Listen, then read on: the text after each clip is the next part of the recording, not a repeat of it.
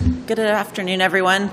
My name is Heather McPherson, and I am the Foreign Affairs critic for the New Democratic Party of Canada. I want to start today by expressing my sympathy and my solidarity with the people of Lebanon.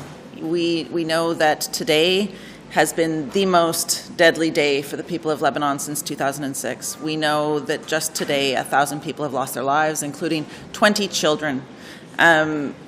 We're hearing from Lebanese Canadians and other Canadians across the country that people are deeply concerned and deeply worried about the safety of their loved ones. And my thoughts go out to all those who have lost somebody today. So today I wrote to Melanie Joly requesting that she urgently take 3 steps to help with the ongoing crisis in Palestine and Israel.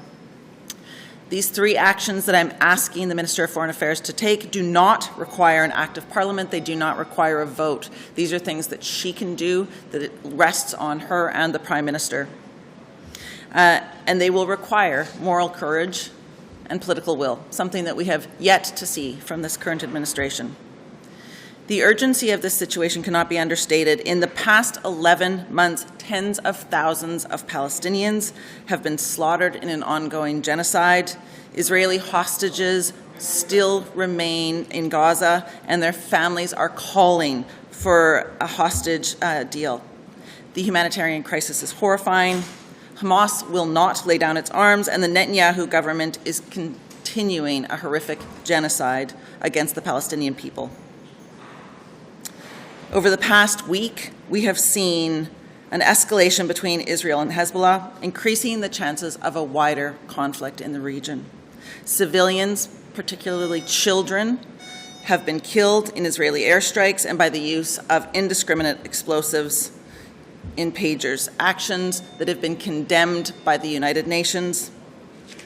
Many Lebanese Canadians are telling us that they are terrified and that they are shocked by Canada's silence. We know that civilians in Israel are also enduring rocket attacks, and we condemn these attacks by Hezbollah. What we urgently need is de-escalation, and for Canada to do everything they can to help with that de-escalation. One of the things that we are asking from this government for is the recognition of the State of Palestine. In February, I brought forward Motion 113 that would recognize the State of Palestine. For decades, Palestinians have been subject to occupation, resulting in the removal of their rights, and 145 UN member states have already recognized the State of Israel, or the State of Palestine, I'm sorry. Under international law, the State of Palestine already exists, and the Canadian government could recognize the State of Palestine today, right now. And I want to be very clear. We are at a very dangerous moment in time for this. This is not a time when we need a study. This is not a time where we need to have further discussions. If we go to an election within weeks or months, and if there is a Conservative government, this will not happen. There is an urgency here that is vital, that requires that the Liberal government take the steps necessary to recognize the State of Palestine. We are also asking that sanctions be put on those officials from the Netanyahu government that are responsible for the violence against Palestinian people. We are happy to see the sanctions against Hamas. They are an illegal terrorist organization. We've done a lot of work to make sure that Iranian officials are also sanctioned. In fact, it was my motion within the House last spring that put the Tumaj sanctions in place that would highlight those Iranians that needed to be held accountable. However, we have not seen the same action from this government on Netanyahu's administration. We would like to see those that are responsible be sanctioned, and that includes Netanyahu himself, that includes Smotrich, and it includes Ben-Gvir, all those responsible for the genocidal language against the Palestinian people. And finally, we are calling on an arms embargo, a 2-way arms embargo. You know, what we have seen from this government is a twisting of words and a failure to give the very clear details on what arms are going to Israel and how those are being stopped. Right now, we know there is a loophole that the NDP have been trying to close for almost a decade that allows weapons to go through the United States and on to Israel. That should have been closed by now, and it certainly should be closed now that we know that the Israeli government is committing a genocide against people. Those are my comments. I'm happy to take some questions from you. The former CIA director called Israel's pager attack a form of terrorism. Do you believe it was a form of terrorism? What I think is that every single country is obliged to adhere to international law, and that what we are seeing right now is not adhering to international law, and that in fact Israel should be, the Netanyahu government should be held accountable for when they break international law. You know, we have called out the terrorist attack by Hamas. We have called out that we know that Hezbollah is a listed terrorist entity, but the Israeli government is breaking international law when they are using indiscriminate weapons, and the people of Lebanon are suffering. Children are suffering. We know 20 children lost their lives today. And of course, children can never be combatants, can never be targets. But it's terrorism to rig the supply chain and do an attack like the pager attack. It is breaking international law. Recognizing a Palestinian state, you say it's not time for further study, it should just be done. So why did the NDP back the Liberal MP's motion to study potential recognition of Palestinian state at the Foreign Affairs Well, Rafi, as you know, I can't comment on what happened in camera. It's disappointing that some members of the committee felt that they could comment on what happens in camera at Foreign Affairs Committee. Hopefully that there will be a vote that it is public coming soon. But I can't comment on anything that's happened in camera, and no members of that committee should have. Important motion be studied in camera. Like, why wouldn't that be open to the You would have to ask those that brought that motion forward why they chose to do that in camera. The demands that you make today, you've been making for a while, but before you were in a supply and confidence agreement with the government, you had some form of leverage. Now you don't have that anymore. Short of telling the government they need to do this or else you would vote no confidence, what leverage do you have now to put these demands in place? You know, a lot of times what I see is that I have the ability to amplify the calls that so many Canadians from coast to coast to coast are making. So we have heard from hundreds of thousands of Canadians that are so deeply disappointed in what the government's response to the war in Gaza and to the ongoing genocide.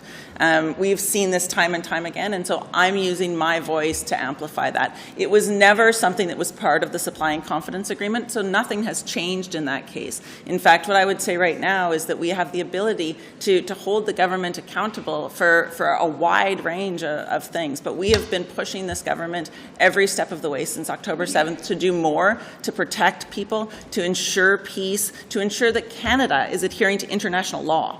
Would you be ready to make the government fall on these issues if they don't respect your requests? Listen, we are going to continue to use whatever power we have to push the government so that they will recognize the state of Palestine, so that they will actually do an effective two-way arms embargo where they are closing those loopholes that are allowing weapons to continue to go to Israel from Canada, and we will also push for sanctions. But would you be ready to make them fall on this issue? So here's my challenge that I have with this. We have an opportunity here to push the government.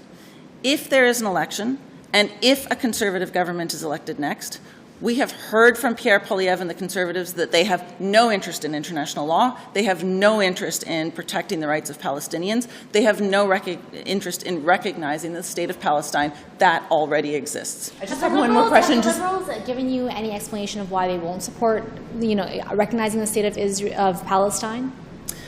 So my perspective is that they are dragging their feet and trying, as Liberals often do, to sit on both sides of the fence. The state of Palestine has been recognized by 145 United Nations countries, including allies like Norway, Spain, and Ireland. There is absolutely no reason why the government can't do this right now. There is no need for a study. There is no need for further discussion. This could be done right now and should be done right now. The Liberals have not given me any indication of why they are dragging their feet, but to be perfectly honest, they drag their feet on everything, so I'm not surprised. Just one more question. Canada is not a huge player in the Middle East. Even if the Liberals were to say yes to all your requests, what would it change? We're seeing this massive escalation. Do you really think it would make a difference on the ground? Well, I have to say, Canada is a G7 country. And so, as such, we should be adhering to international law. Canada was one of the architects of the Rome Statute. We were one of the countries that built the international justice system. And then to turn around and say that we're not sure we're going to adhere to it is appalling. So there is a point in Canada doing this, to say nothing of the fact that for every Canadian citizen that is watching this government apply human rights and international law differently in different contexts, that it's horrifying for Canadians. This is not the sort of leadership that our citizens expect from our government, and so it does matter. It matters in Canada, but it also matters internationally. Canada does have a role to play in this. G7, I mean, no other country in the G7 is taking these steps, and often what we hear from Canada is they can't be acting alone. So do you think there's value in them trying to negotiate with allies specifically in the G7? I recognize others in the West have taken some of these steps. Like, should they be trying to act by consensus? Well, I'm working with my colleagues, for example, within New Zealand and Australia and Ireland to see if there are ways that collectively we can push our governments to do that work. I do think any of those negotiations make a lot of sense. But Canada can do it on its own, and I think when we look at countries like Norway, like Spain, like Ireland, that are very much like-minded allies of Canada, it's very possible for us to be doing that, and it's an important indication that Canada believes in international law. It's an important indication that we are prepared to take a leadership stance. We have a long history in this country of being leaders in peace building, being leaders in, fighting for what is right. I think of South Africa. I think of other examples of that. The fact that we have such a very different response in this situation than what we have seen in even Ukraine and other situations is shocking for many Canadians and for many around the world. It's a damage to our diplomacy. It's a damage to our reputation. On the escalation in Lebanon, how do you feel about our country's preparedness to evacuate people, to help people get out of Lebanon as things escalate? We've not seen the government act with near sufficient urgency and scope to deal with a potential crisis of having to help people escape Lebanon. Right now, we've heard from people that have been trapped in their cars for 8 hours while bombs fall around them. We've heard harrowing stories of children that are being traumatized, of people with seniors that cannot get out of Lebanon right now. Canada is not doing near enough. Do they need to be evacuating Lebanese Canadians? Just for clarity, is that what you're asking for? Yes. They should be doing everything they can to help Lebanese Canadians get to safety. We've seen this before. We've seen the Canadian government step up when there was Canadian citizens that they needed to be evacuated in other circumstances. Why would this be any different? Thank you very much. Merci beaucoup. Bonjour tout le monde. Vous savez, je suis ici ce matin parce que l'inaction du gouvernement libéral puis de Mélanie Joly devient de plus en plus gênant, alors que la situation s'aggrave dans le sud Liban, alors que les crimes puis les massacres se continuent à Gaza avec un génocide sous nos yeux. Le gouvernement libéral n'en fait pas assez. Il ne fait pas ce qu'il s'était engagé à faire, et puis son abstention la semaine dernière aux Nations unies était carrément gênante. Alors, ce qu'on dit, nous, au NPD, aujourd'hui, c'est des choses très simples, mais qui doivent être faites. Premièrement, il faut reconnaître l'État palestinien. Et on ne serait pas les seuls. 75% des pays aux Nations unies l'ont déjà fait. Récemment, des pays européens comme la Norvège, l'Irlande, l'Espagne l'ont fait également. Il faut que le Canada également et Justin Trudeau disent « on reconnaît un État palestinien ». Deuxièmement, il faut avoir des sanctions contre les ministres extrémistes du gouvernement Netanyahu, notamment Smotrich et puis Ben Gvir, qui ont des propos incendiaires, qui ont des propos extrêmement dangereux, qui même parfois ont des intentions génocidaires. On le voit à Gaza, mais on le voit également en Cisjordanie, où il y a plus de 600 Palestiniens qui ont été tués depuis le début de l'année. Et enfin, on demande une vraie fin pour la vente d'armes au régime Netanyahou, ce que s'était engagé à faire Mélanie Joly. Là, on sait seulement qu'il y a une trentaine de permis qui auraient été suspendus. On ne sait pas si c'est des permis qui vendaient quelle sorte d'armes ou de composantes.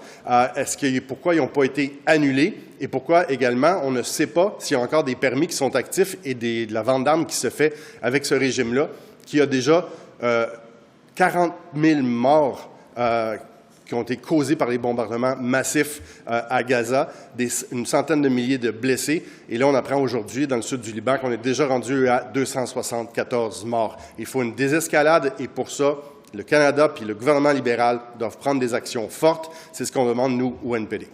Mais est-ce que vous êtes prêt à faire tomber le gouvernement libéral là-dessus? Parce que si c'est un enjeu qui est si important pour vous, pourquoi vous ne dites pas on va faire tomber le gouvernement là-dessus? Bien, vous savez, c'est des décisions ministérielles que la ministre Joly peut prendre elle-même. C'est des décisions que le gouvernement peut prendre lui-même en tant que gouvernement. On n'a pas besoin de passer par un vote de confiance là-dessus. Donc, pour nous, c'est une question hypothétique. Dit non à vos demandes, mais est-ce que vous êtes prêt à les faire tomber, les libéraux, là-dessus?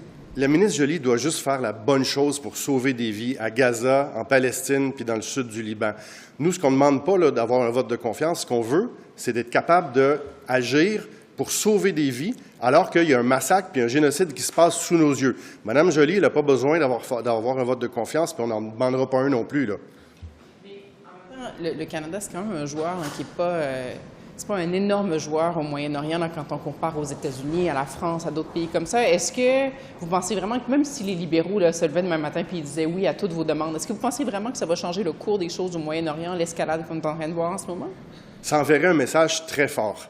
Le Canada est un membre du G20, un membre du G7. C'est une voix importante sur la scène internationale.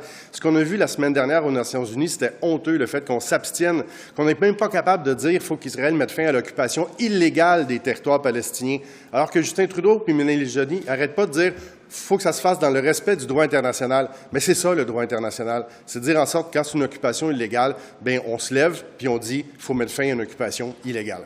Dernière question? Moi, c'est bon. Je pense que c'est déjà fini. Merci.